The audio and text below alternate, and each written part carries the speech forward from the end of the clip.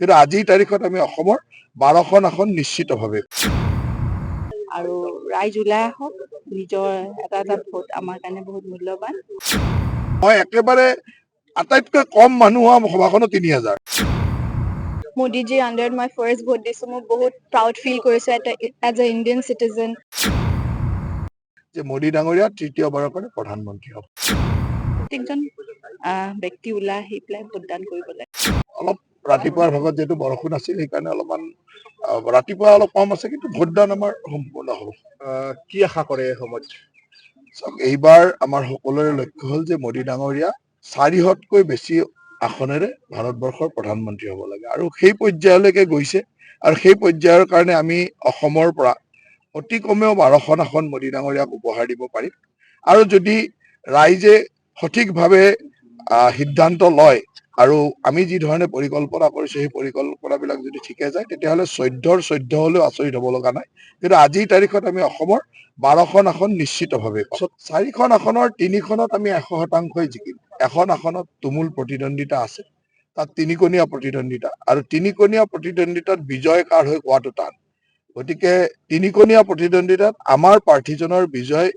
মই ভাবো যে হৈ যাব আৰু সেই ধৰণে এতিয়া চাৰিওফালৰ পৰা খবৰ আহিছে পলিং শেষ হোৱাৰ লগে লগে আমি খবৰবিলাক আৰু বেছি ভালকে পাম কিন্তু 4খনৰ 3খন আমি 100% জিকিম আৰু 4 নম্বৰ আসনখনত তিনিকণীয়া প্ৰতিদ্বন্দ্বিতাত এটা কোন জিকে 4 তাৰিখে আমি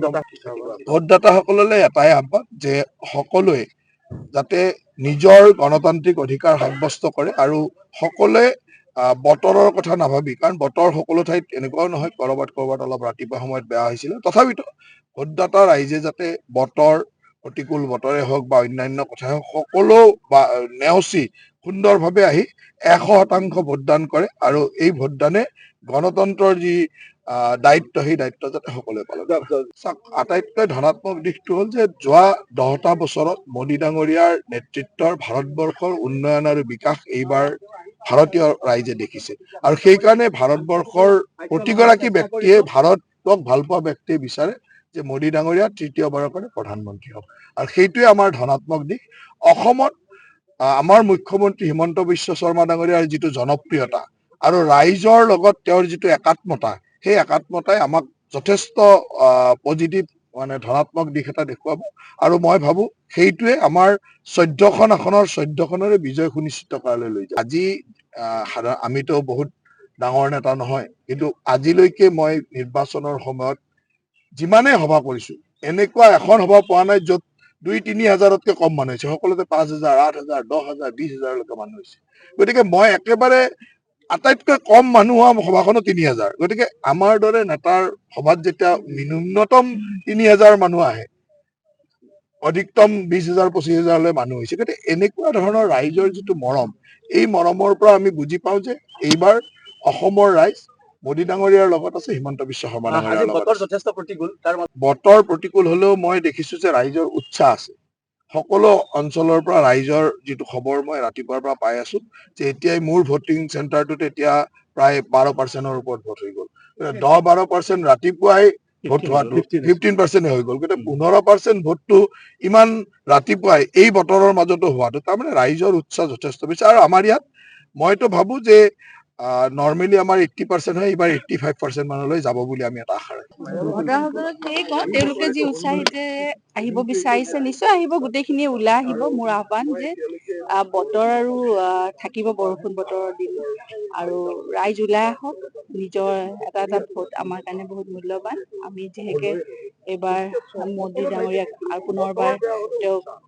প্ৰধানমন্ত্ৰী আসনত আমি বহাব বিচাৰিছো যিহেতু তেওঁৰ উন্নয়ন চবে দেখিছে বিশেষকৈ সুৰক্ষিত আমাৰ ভাৰতবৰ্ষ আমি চবে ভাবিব লাগিব আৰু প্ৰত্যেকজন ব্যক্তি ওলাই আহি পেলাই ভোটদান কৰিব লাগে আমি গোটেইখিনি মোৰ ছোৱালী এবাৰ প্ৰথমবাৰ ভোট দি আছে তাইও আহিছে প্ৰথম ভোট আৰু মোৰ মানে এখেত আহিছে শাহুমা আহিছে আমি গোটেইখিনি আহিছো পৰিয়ালত আৰু ভালে লাগিছে আমাৰ উৎসাহিত আমি খুব এক্সাইটেড হৈ আছিলো ভোট দিয়াৰ এনেকে লাগিছে যে নিৰ্বাচন সোনকালে আৰু শেষ হৈ ফলাফলো দিয়ক, ফলাফল ভালে হ'ব। আমি নৱপ্ৰজন্মলৈ কিবা আহ্বান জনাব নৱপ্ৰজন্ম নিশ্চয় নৱপ্ৰজন্মই আমাৰ আহক ওলাই আহক, তেওঁলোক বহুতখিনি ভোটাৰ আমাৰ এইবাৰ মানে আমাৰ সমষ্টিত আছে বা গোটেই অসমতে, গোটেইখিনি আহক। যিহেকে আমাৰ মোদী ডাঙৰীয়াই যি সুৰক্ষিত বা উন্নয়নৰ হেৰি দেখিছে, নৱপ্ৰজন্মৰ কাৰণে বহুত কিবা কিবি আগবঢ়াইছে।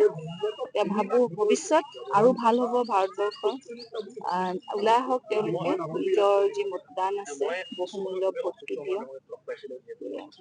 বহুত এক্সাইটেড ফিল কৰিছো আজি। মোৰ ফাৰ্ষ্ট ভোট হয় আৰু মই চবকে আশা কৰিছো কি মোৰ ফাৰ্ষ্ট ভোটটো ভাল যায় আৰু মই বেলেগকো মাতিছো কি সিহঁতেও নিজৰ ফাৰ্ষ্ট ভোটটো দিব আহে। আৰু মই খালি ভাবিছো কি এবাৰ মোৰ ফাৰ্ষ্ট ভোটৰ কাৰণে চব ভালে ভালে যায়। মোদীজীৰ আণ্ডাৰত মই ফাৰ্ষ্ট ভোট দিছো, মই বহুত প্ৰাউড ফিল কৰিছো এজ এ ইণ্ডিয়ান চিটিজেন। আৰু মই ভোট দিয়া মানে আৰু মই বহুত এক্সাইটেড, বহুত ভাল লাগিছে আজি।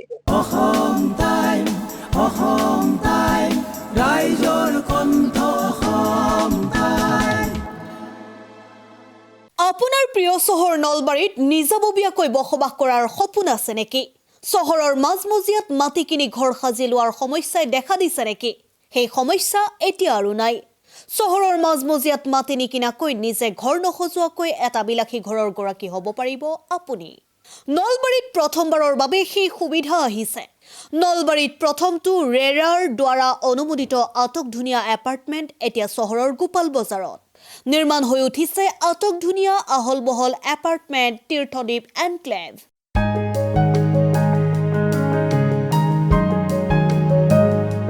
চহৰৰ গোপাল বজাৰৰ DIC পথত নিৰ্মাণ হৈ উঠিছে তীৰ্থদ্বীপ এনক্লেভ এপাৰ্টমেণ্ট। 2টা আৰু 3টা আটকধুনীয়া শোৱনি কোঠাযুক্ত সপোনৰ ঘৰ, যথোপযুক্ত গাড়ী পাৰ্কিঙৰ সুবিধা, নিৰিবিলি পৰিৱেশ, যাতায়াত আৰু যোগাযোগৰ উপযুক্ত সুবিধা।